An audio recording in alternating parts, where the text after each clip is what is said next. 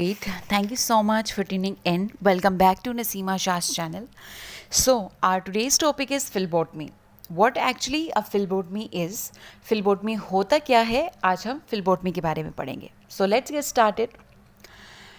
So, the term phlebotomy comes from a Greek word phlebs mean vein and tomia mean cutting or blood draw or to make an incision. To draw a blood. Let's talk about what a blood is actually. A blood is a fluid जो जिस्म के मुख्तलिफ हिस्सों तक oxygen और nutrients पहुंचाते हैं. या दूसरे अल्फाज में कहा जाए तो फ्लेबोटमी एक ऐसा प्रोसीजर है जिसमें आर्म यानी बाजू के वेन से नीडल की मदद से खून को निकाला जाए. अमूमन लेबोरेटरी टेस्ट के लिए मरीज़ों के खून को निकाला जाना फ्लेबोटमी कहलाता है. ना हु आर फ्लेबोटमिस्ट? फ्लेबोटमिस्ट होते कौन है? फ्लेबोटमिस्ट वो मेडिकल प्रोफेशनल्स होते हैं जो इस काम के लिए खुसूसी तौर पर तैयार किए जाते हैं या ट्रेन होते हैं. फ्लेबोटमिस्ट अमूमन आपको हॉस्पिटल्स में मिलेंगे, लेबोरेटरीज़ में काम करते हुए दिखेंगे या तो फिर वो डॉक्टर के असिस्टेंट्स के तौर पर भी काम करते हैं और बड़ों और बच्चों का ब्लड ड्रॉ या खून लैब टेस्ट के लिए लेते हैं. Now we will study about safe phlebotomy and steps of phlebotomy. Safe phlebotomy actually होता क्या है? Phlebotomy तो हर हॉस्पिटल लैब में परफॉर्म किया जाता है. हर स्टेप्स में क्लीनलीनेस, हाइजीन का बाकायदगी से ख्याल रखना ताकि किसी भी किस्म की इन्फेक्शन की कोई गुंजाइश बाकी ना रहे. सेफ्टी की पॉलिसी को स्ट्रिक्टली फॉलो करना ताकि मरीज़ किसी भी किस्म की इन्फेक्शन से सेफ रहे. सेफ फ्लेबोटमी कहलाता है. Now how to perform safe phlebotomy. अब हम पढ़ेंगे फ्लेबोटमी एक्चुअली परफॉर्म करने के मेथड्स, स्टेप्स कौन कौन से हैं. So, once a patient arrives on a phlebotomy bench, what we have to do or what we are supposed to do is we have to greet them, say hi, hello. Greet करने के बाद what we have to do is we have to do the dual identification. We have to follow the dual identification policy को follow करना होता है जिसमें हमें patient का नाम पूछना होता है, उनकी उम्र पूछनी होती है, उनका लैब नंबर और मेडिकल रिकॉर्ड नंबर उनसे हम कंफर्म करते हैं. एक स्लिप पेशेंट के पास होता है जो वो चार्ज करवाने के बाद रिसेप्शन, हर हॉस्पिटल में रिसेप्शन से होके पेशेंट फ्लेबोटमी एरिया में आता है. रिसेप्शन एरिया में उनका बिल जनरेट होता है. जो भी उनको टेस्ट परफॉर्म करवाना है उसका बिल जनरेट होता है. एक बिल पेशेंट के पास जाता है, दूसरा बिल स्टिकर के साथ फ्लेबोटमिस्ट के पास आता है. तो वो अपने पास जो स्लिप आया है उसको पेशेंट के पास जो स्लिप है उससे टेली करेगा. पेशेंट के सामने उनका नाम, उनकी उम्र, उनका लैब नंबर या उनका कॉन्टैक्ट नंबर कंफर्म करेगा. उसके बाद पेशेंट से उनके टेस्ट कंफर्म करेंगे और अगर फास्टिंग के टेस्ट हैं तो उनसे फास्टिंग का मालूम करेंगे कि वेदर दे आर फास्टिंग और नॉट, और if they are coming with fasting तो उनके आवर्स मालूम करेंगे कि for how many hours they have been fasting. Now what we have to do is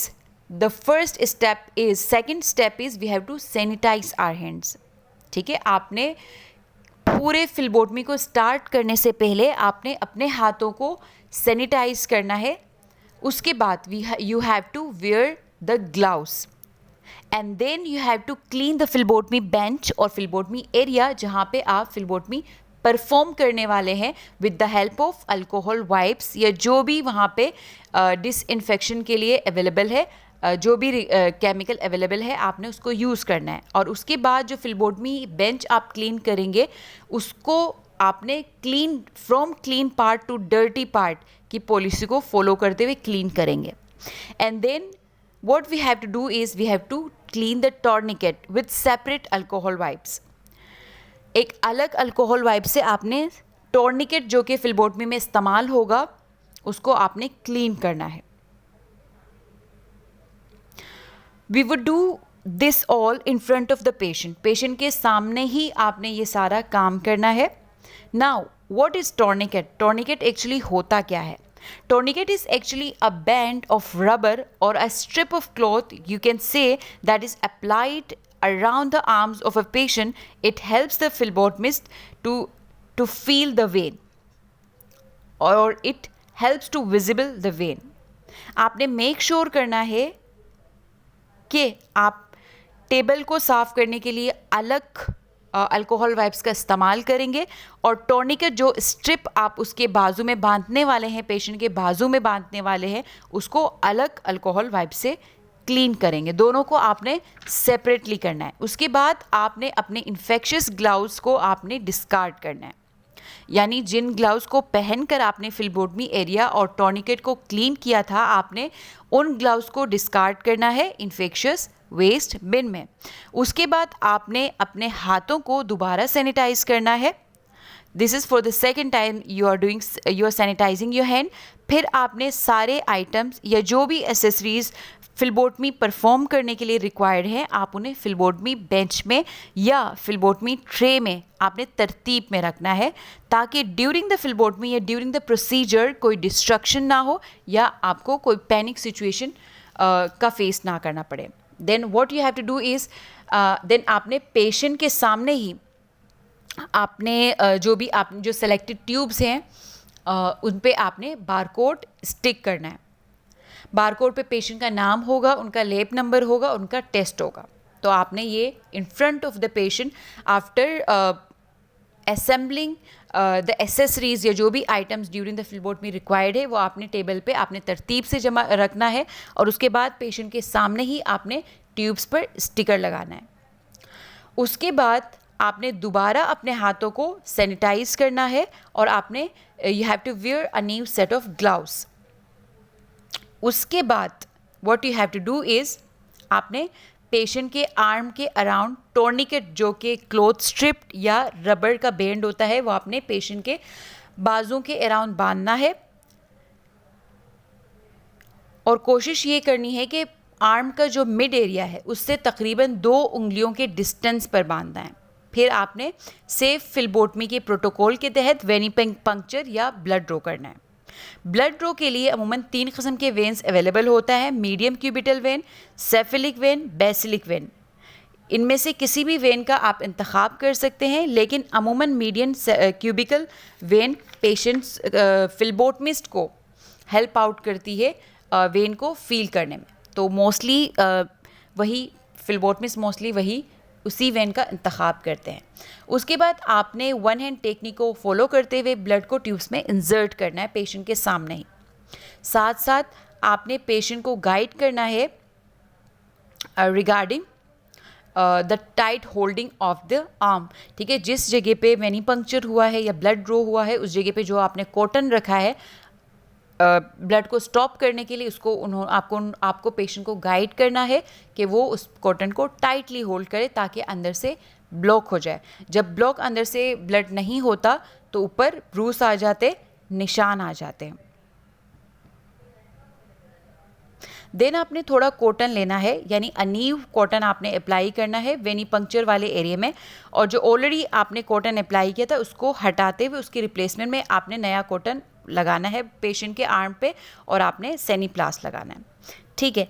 then what you have to do is, you have to discard your gloves and then you have to sanitise your hand. उसके बाद आपने patient को adverse फिल्बोटमी यानी haematoma यानी या Bruges के बारे में मालूमात प्रोवाइड करनी है कि इन केस अगर ब्रूसेस आ जाते हैं वो वेनिपंक्चर वाले एरिया में, तो उन्होंने आइस क्यूब्स उस जगह पे अप्लाई करना है. कोई घबराने वाली बात नहीं है, वो कुछ दिनों में वो ब्रूसेस या हीमाटोमा ऑटोमेटिकली ख़त्म हो जाता है. तो ये आपने पेशेंट को थोड़ा काम डाउन करना है before letting them go from the phlebotomy area. So what haematoma is actually? Hematoma is a bad bruise that occurs due to the accumulation of blood under the skin. ठीक है, ये multiple reasons की वजह से होता है. कभी कभार आर्म्स में टॉर्निकेट प्रोलॉन्ग टाइम तक बांधने की वजह से भी होता है, और अमूमन पेशेंट्स को जब हम वापस निकालते हैं आफ्टर ब्लड ड्रो हम पेशेंट से कहते हैं कि अपना वेनिपंक्चर वाले एरिया को आपने टाइटली होल्ड करना है। वो टाइटली होल्ड नहीं करते, जिसकी वजह से स्किन के अंदर टिश्यूज़ में ब्लड स्प्रेड हो जाता है, ऊपर निशान आ जाते हैं। बहरहाल ये कोई घबराने वाली बात नहीं है, लेकिन फिर भी आपने पेशेंट को गाइड करना है कि वो थोड़ी देर के लिए होल्ड करता हुआ जाए। सो यहाँ पे कुछ एनिमेशंस है, कुछ पिक्चर्स के थ्रू फिलबोटमी को समझने की हम कोशिश करेंगे। The first thing is wear proper PPE. PPE मतलब पर्सनल प्रोटेक्टिव इक्विपमेंट, जिसमें आपने लॉन्ग लैब कोट पहनना है ताकि कोई भी बायोलॉजिकल, केमिकल या साइटोटॉक्सिक स्पिल हो तो आपके कपड़ों पर ना पड़े। आपने स्लीव्स लॉन्ग हो और घुटनों तक आपका लैब कोट हो। और उसके अलावा आपने प्रॉपर्ली शूज़ वेयर करना है ताकि कोई भी स्पिल हो, जब बायोलॉजिकल हो या कोई केमिकल, आपके शूज़ पर ना गिरे। और अपने मास्क प्रॉपर्ली पहनना हो, खासकर गर्ल्स अपने हैंड्स को प्रॉपर्ली टाई अप करना है ताकि लैब में किसी भी जगह पे वो ना लगे और इन्फेक्शन उन पर ना आ जाए, उनके बालों पर ना आ जाए।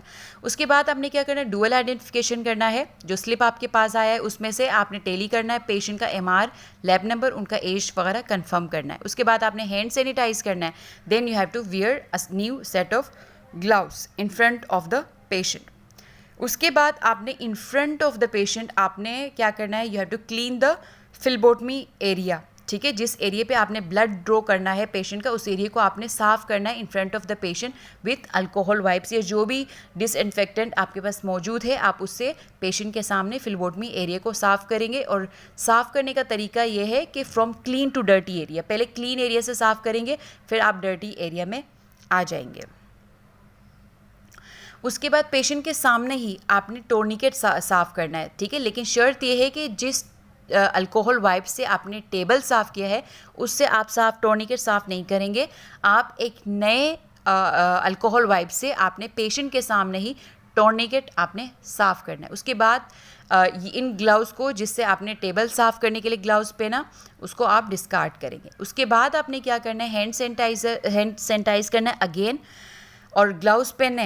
Then in front of the patient आपने सारे एसेसरीज जमा करने हैं, जैसे जो ब्लड ट्यूब्स रिक्वायर्ड हैं वो आपने पेशेंट के सामने ही लगाना है। और आपने इस तरह लगाना है कि सैंपल होल्डर में जो स्पेस है, एक एक का स्पेस छोड़ने के बाद आपने लगाना है और सारे एसेसरीज सामने रखने हैं।